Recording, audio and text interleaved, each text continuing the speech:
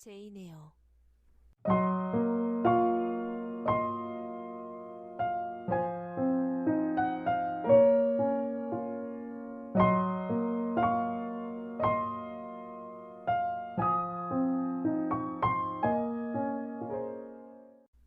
제4장.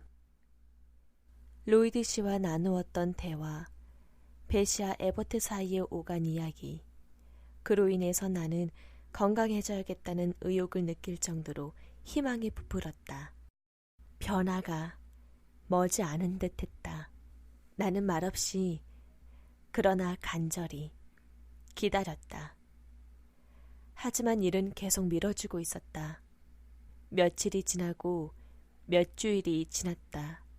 나의 건강은 정상으로 회복되었지만 내가 그토록 생각하는 주제에 관해서는 별다른 언급이 없었다. 리드 부인은 항상 엄격한 눈으로 나를 살필 뿐 거의 말을 걸지 않았다. 내가 앓고 난 이후로 그녀는 자기 자식들과 나 사이에 전보다 더 확실하게 선을 그었다. 하지만 나를 학교에 보낼 낌새는 전혀 보이지 않았다. 그래도 나는 그녀가 같은 지붕 아래에 있는 나의 존재를 오래 견디지 못할 거라는 걸 본능적으로 확신했다. 전보다 자주 나에게로 향하는 그녀의 시선에 참을 수 없는 깊은 혐오가 담겨 있었기 때문이다. 존! 그 아이 얘기 꺼내지 마라. 가까이 하지 말라고 했잖아. 신경 쓸 가치도 없는 애야. 그 아이와 어울리면 안 돼! 그 순간 나는 더 생각해보지도 않고 난간에 고개를 내밀고 냅다 소리쳤다. 걔네들이야말로 나랑 어울릴 자격 없어요.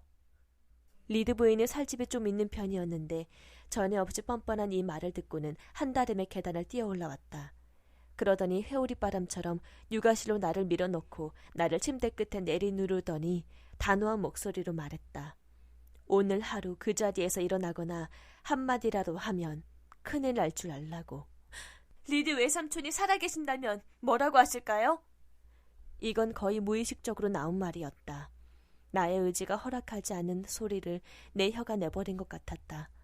통제할 수 없는 무언가가 제멋대로 짓거려버린 것이다. 뭐야? 리드 부인이 숨죽여 말했다. 평소처럼 그토록 차갑고 차분하던 그녀의 회색 눈에 두려움 같은 것이 서렸다. 그녀는 내 팔에서 손을 떼어내고 내가 사람의 아이인지 악마인지 정말 모르겠다는 듯이 뚫어져라 쳐다보았다. 나는 이제 빼도 박도 못할 처지였다. 리드 외삼촌이 천국에 계셔서 당신의 행동이나 생각을 죄다 알 수 있어요. 엄마 아빠도 마찬가지예요. 당신이 하루 종일 나를 가둬놓고 내가 죽기를 바란다는 걸 그분들은 다 알아요. 리드 부인이 이내 정신을 차리더니 호되게 내 몸을 흔들고 나의 양쪽 뺨을 때리고 나서는 한마디 말도 없이 방에서 나가버렸다. 11월, 12월, 그리고 1월의 반이 지나갔다. 게이츠에 대해서는 평소처럼 축제 분위기로 크리스마스와 새해를 축하했다. 선물이 교환되고 만찬과 야회가 열렸다. 물론 나는 모든 즐거움에서 제외되었다. 1월 15일 아침 9시쯤이었다. 배시가 계단을 뛰어 올라와 육아실로 달려왔다. 제인 양, 앞치마 벗어요. 거기서 뭐 하는 거예요? 오늘 아침에 세수했어요? 아니요, 지금 막 청소를 끝냈어요. 하여튼 말썽이라니까. 지금 뭐 한 거예요? 장난이라도 한 것처럼 얼굴이 빨갛잖아요. 배시는 너무 급해서 설명을 들을 시간도 없는 듯했다. 나 역시 대답하고 싶진 않았다. 그녀가 나를 세면대로 끌고 가더니 내 얼굴과 손에 아주 가차없이 하지만 다행히도 아주 간단하게 비누칠하고는 물로 헹구고 올이 거친 수건으로 닦았다. 뻣뻣한 솔로 내 머리를 벗겨주고 앞치마를 벗기고 계단 쪽으로 다급하게 끌고 간 뒤 거실에서 부르는 사람이 있으니 당장 아래층으로 내려가라고 명령했다. 나는 누가 나를 부르는 건지 리드 부인이 거기 있는지 묻고 싶었지만 배시는 재빨리 나가버렸고 육아실 문은 닫혔다.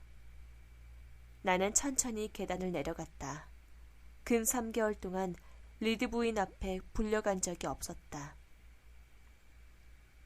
너무 오래 육아실에만 있었던 탓에 거실과 식당과 응접실은 내가 들어가기 겁나는 무서운 곳이 되어 있었다. 불안하게 망설이며 10분을 그렇게 문 앞에 서 있었다. 들어가야 돼. 나를 보자고 한 사람이 누굴까? 생각하며 문고리를 두 손으로 잡았다. 손잡이가 돌아가고 문이 열린 뒤 공손히 절을 하고 들어가는 내 눈에 검은 기둥이 보였다. 그 꼭대기의 엄격한 얼굴은 조각 가면 같았다. 기둥 위에 올려놓은 기둥 머리처럼. 리드 부인은 평소처럼 난로가에 앉아 있었다. 그녀는 그 돌덩이 같은 이방인에게 나를 소개했다. 이 아이가 제가 말씀드린 아이예요. 그는 남자였으니까 천천히 내가 서 있는 쪽으로 고개를 돌려 덥수룩한 눈썹 아래 반짝이는 회색 눈으로 탐색하듯이 나를 뜯어보더니 낮은 저음으로 엄숙하게 말했다. 체구가 작군요. 나이가 몇이죠? 10살이에요. 그는 믿기지 않는다는 듯 나를 좀 더 찬찬히 살펴보더니 이윽고 나에게 말을 걸었다. 이름은? 제인 에어입니다. 대답을 하고는 나는 위를 쳐다보았다. 그는 아주 키가 큰 신사처럼 보였지만 그 당시에 내가 아주 작았다는 점을 감안해야겠다. 이목구비는 큼직했고 그 생김새며 체구의 윤곽이 모두 엄격하고 깔끔했다. 그래, 제인에요. 너는 착한 아이니? 그런 얘기 하지 않는 게 나을 거예요, 브로클허스트 씨. 거참 유감이군요. 아이와 잠시 얘기를 나눠봐야겠습니다. 이리 와라. 못된 아이처럼 통탄스러운 건 없다. 특히 못된 여자아이는 나쁜 사람이 죽으면 어디로 가는지 아니? 특히 못된 여자아이는 나쁜 사람이 죽으면 어디로 가는지 아니? 지옥으로 가요. 상투적인 대답이었다. 지옥은 뭐냐? 나한테 말해볼래? 불이 가득한 구덩이예요. 구덩이에 빠져서 영원히 불타고 싶니? 아니요. 그렇게 되지 않으려면 어떻게 해야 하지? 나는 잠시 생각에 잠겼다. 건강을 유지해서 안 죽으면 돼요. 어떻게 건강을 유지하지? 너보다 어린 아이들이 매일매일 죽어나가고 있어. 엊그제만 해도 5살짜리 아이를 땅에 묻어야 했단다. 착한 애였지. 지금 그 아이의 영혼은 천국에 있지. 네가 이 세상에서 불려간다면 너에게 같은 말을 해줄 수는 없을 것 같구나. 아침 저녁으로 기도드리니? 네. 성경을 읽니? 가끔요. 즐겁게 읽니? 성경 좋아하니? 요한계시록, 다니엘서, 창세기, 사무엘서, 출애굽기 약간, 열왕기와 역대기, 욥기와 요나서 일부분 좋아해요. 시편은? 시편 좋아하겠지? 아니요. 시편 재미없어요. 그건 네 마음이 사악하단 증거다. 그런 마음을 바꿔달라고 하나님께 기도해야 돼. 새롭고 깨끗한 마음을 달라고. 돌같은 심장을 가져가시고 살아있는 심장을 달라고 기도해야 돼. 내 마음이 어떻게 하면 달라질 수 있는지 물으려는데 리드 부인이 끼어들어 나더러 앉으라고 했다. 그러고는 그녀가 직접 대화를 진행해 나갔다. 브로클허스트 씨, 3주 전에 제가 편지에서 말씀드렸다시피 이 아이의 성격과 기질은 제가 바라는 것과는 상당히 달라요. 이 아이를 로우드 학교에 받아주시어 교장 선생님과 교사들이 엄하게 감독하고 무엇보다 이 아이의 가장 못된 점인 사기적인 성향을 막아주신다면 저로서는 매우 기쁘겠어요. 내가 너 듣는 데서 이 말을 하는 이유는 제인, 네가 브로클허스트 씨를 속이지 못하게 하려는 뜻이다. 내가 아무리 말을 듣고 그녀의 마음에 들려고 열심히 노력해도 나의 노력은 늘 거부당하고 이런 말들로 보답받았다. 낯선 사람 앞에서 받은 비난은 나의 심장을 후벼 팠다. 그녀가 나를 들여보내기로 예정한 새로운 생활에서 이미 희망을 꺾어버리고 있다는 것을 나는 어렴풋이 알았다. 방법이 없어. 아무것도. 나는 흐느낌을 억누르려고 애쓰며 내 무력한 괴로움의 증거인 눈물을 서둘러 닦아냈다. 브로클허스트 씨가 말했다. 남을 속이는 버릇은 아이에게 절대 있어서는 안 될 단점이지요. 그건 거짓말과 비슷하고 거짓말쟁이는 불과 유황이 불타는 수렁에 던져집니다. 잘 감독하겠습니다, 리드 부인. 델플 선생과 이하 다른 교사들에게도 그리 일러두겠습니다. 이 아이에게 합당한 방법으로 양육해 주시길 바랍니다. 쓸모있고 겸손한 인간이 되게 해주세요. 방학 기간에도 항상 학교에서 지내게 해주세요. 대단히 현명한 결정이십니다, 마담. 겸손은 그리스도인의 미덕이고 로우드 학생들에게는 더더욱 적절한 것이겠지요. 저 역시도 학생들의 그런 덕성을 갖추는 데 특별히 관심을 기울이고 있습니다. 세속적인 자만심을 최대한 억제할 수 있는 방법을 연구해 왔는데 며칠 전에 제가 성공했다는 기쁜 증거를 얻게 되었답니다. 제 마음에 꼭 들어요. 영국 어디를 뒤져봐도 제인 에어 같은 아이에게 그처럼 정확히 어울리는 체계를 찾기는 힘들 거예요. 친애하는 브로클허스트 씨, 저는 모든 면에 일관성이 있고 모순이 없는 게 중요하다고 생각합니다. 마담, 그리스도인의 의무 가운데 첫 번째가 일관성이지요. 로우드에서도 그 원칙이 전반적으로 적용되고 있습니다. 소박한 음식, 간편한 옷차림, 간소한 설비, 활동적이고 고된 습관, 시설과 학생들의 모든 것이 그렇습니다. 아주 잘하시는 일이에요. 그럼 이 아이가 로우드의 학생으로 받아들여지고 그 처치와 앞날에 맞게 교육받으리라고 믿어도 되겠지요? 믿으셔도 됩니다, 마담. 이 아이는 고르고 고른 식물들을 키우는 그런 곳에 있게 될 것이고 그 귀한 혜택에 대해 스스로 감사하게 될 것입니다. 그럼 최대한 빠른 시일 내에 아이를 보내겠습니다, 브로클허스트 씨. 솔직히 제게 주어진 책 점점 벅차게 느껴지고 있어서 하루빨리 벗어나고 싶거든요. 당연히 그러시겠지요, 마담. 이제 작별을 구해야겠군요. 이 아이를 받아들이는데 아무 문제가 없도록 템플 선생에게 신입생이 갈 거라고 알려놓겠습니다. 안녕히 계십시오. 안녕히 가세요, 브로클허스트 씨. 얘야, 여기 어린이의 지침이라는 책이 있다. 기도하며 읽도록 해라. 거짓과 속임수에 빠진 못된 아이. 너무나 갑작스런 죽음에 대한 설명 부분을 특히 유념해라. 브로클허스트 씨는 표지가 얇은 소책자를 내 손에 안겨주고는 종을 울려 그의 마차를 불러 떠났다. 리드 부인과 나만 남았다. 몇 분이 지났다. 나는 그녀를 지켜보았다. 당시 리드 부인은 36이나 37살쯤 되었다. 떡 벌어진 어깨, 강인한 팔다리, 중간 정도의 키에 뚱뚱하지만 지나치게 살찌지 않은 건장한 체격이었다. 리드 부인이 바느질 감에서 나의 시선을 들었다. 나가! 육아실로 돌아가! 그녀가 명령했다. 내 표정이나 다른 뭔가에 비위가 거슬렸는지 내색하지 않으려 했지만 목소리에 짜증이 묻어났다. 나는 일어나서 문으로 걸어가다가 다시 돌아왔다. 방을 가로질러 창 쪽에 그녀에게 다가갔다. 난 말해야 했다. 지독하게 짓밟혔으니 갚아주어야 했다. 하지만 어떻게 갚아주지? 내가 무슨 힘으로 이 상대에게 보복할 수 있을까? 나는 기력을 모아 퉁명스럽게 말했다. 나는 남을 속이지 않아요. 그런 경우라면 당신을 사랑한다고 말해야겠지만 난 당신을 사랑하지 않는다고 말할 거예요. 세상 그 누구보다 조 리드 다음으로 당신이 싫어요. 거짓말쟁이에 대한 이 책은 당신의 딸 조지 아나에게나 주세요. 거짓말하는 건 그 아이지 내가 아니니까. 더 할 말 있니? 아이에게 말하는 게 아니라 어른을 상대하는 듯한 어조로 그녀가 물었다. 당신이 내 피부치가 아니라서 얼마나 다행인지 몰라요. 살아있는 한 다시는 외숙모라고 부르지 않겠어요. 어른이 돼서도 보러 오지 않을 거고 당신을 얼마나 좋아하는지 당신은 나를 어떻게 대했는지 물어보는 사람이 있으면 당신은 정말 역겨운 인간이고 나한테 지극히 잔인하게 굴었다고 말할 거예요. 어떻게 감히 그런 말을 하니 제인이요?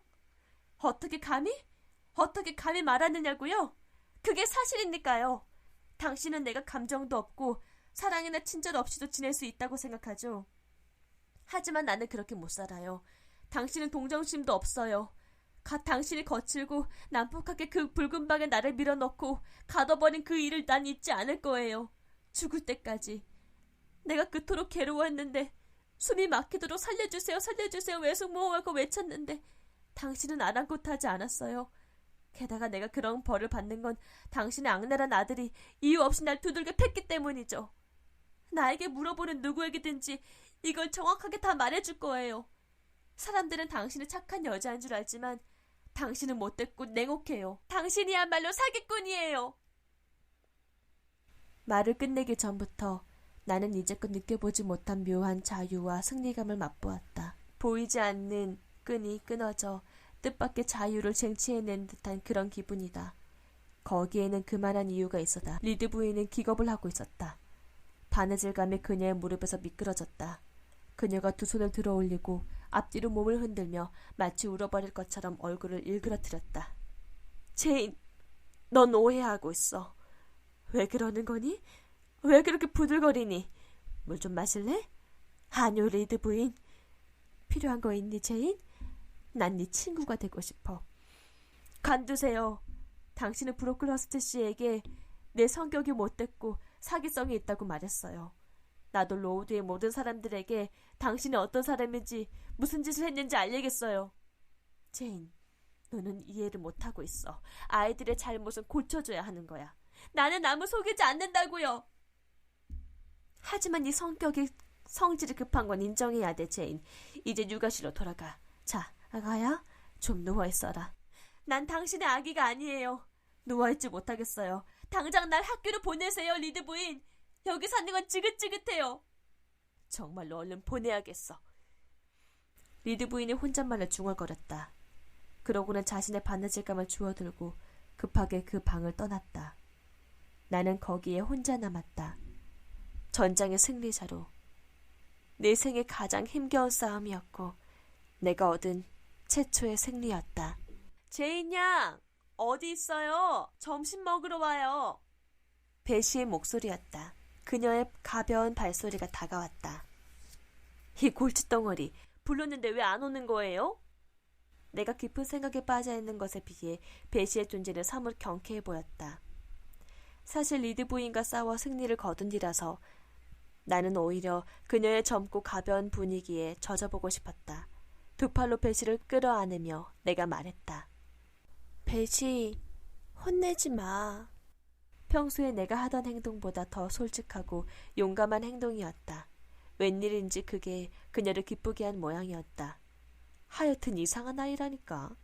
그녀가 나를 내려다보며 말했다. 고독한 방랑자 같아. 어린 방랑자. 학교에 간다면서요? 내가 고개를 끄덕였다. 불쌍한 베시를 두고 떠나는 게 하나도 안 섭섭해요? 베시가 날 좋아하기나 하나? 항상 야단만 치면서. 조그만 아이가 너무 괴상하고 겁 많고 소심하니까 그렇죠. 좀 더 대담해져야 돼요. 뭐야? 더 많이 맞으라고? 무슨 그런 소리를? 하지만 아가씨가 좀 구박을 받기는 하죠. 들어가요. 그리고 좋은 소식 있어요. 나한테 무슨 좋은 소식이 있겠어. 어머, 그게 무슨 말이에요? 그렇게 처량한 눈으로 쳐다보지 말아요. 요리사에게 작은 케이크를 구워달라고 할게요. 그 다음에는 아가씨 서랍 정리하는 것 좀 도와줘요. 곧 짐을 싸야 하니까. 마님이 하루 이틀 내로 게이츠에 대해서 떠나보낼 생각이신가 봐요. 가져가고 싶은 장난감을 골라봐요. 베시, 내가 떠날 때까지 야단치지 않겠다고 약속해줘. 약속할게요. 하지만 아가씨도 착하게 굴고 나를 두려워하지 말아요. 어쩌다 내가 좀 매섭게 말해도 움찔거리지 말아요. 정말 짜증나거든요. 이젠 익숙해져서 별로 무서울 것 같지도 않아. 조만간 두려워해야 할 사람이 또 생기겠지. 아가씨가 누굴 무서워하면 그 사람들도 아가씨를 싫어하게 돼요. 베시처럼? 나는 제인 양을 싫어하지 않아요. 다른 누구보다 아가씨를 좋아하는걸요. 그런 표시 안 했잖아. 어머나 안팡져라. 말하는 게 아주 달라졌네요. 웬일로 이렇게 대담하고 배짱 있어졌어요? 얼마 있으면 나는 떠날 거고 게다가 나랑 헤어지게 돼서 좋죠? 전혀 아니야, 베시. 사실 지금으로서는 다소 유감스러워. 지금으로서는? 그리고 다소? 어린 숙녀가 어쩜 이렇게 쌀쌀맞게 말할까? 지금 내가 키스해달라고 해도 다소 내키지 않는다고 안 해주겠군요. 기쁘게 키스해줄게. 고개 숙여봐. 배시가 몸을 구부렸다. 우리는 서로 끌어안았고 나는 꽤 위로받는 기분으로 그녀를 따라 집으로 들어갔다. 그날 오후는 평화와 조화 속에서 지나갔다. 저녁에 배시는 제일 재미난 이야기를 몇 개 들려주었고 가장 달콤한 노래를 몇 곡 불러주었다. 나 같은 사람에게도 인생은 한 가닥 햇살을 비춰주었다.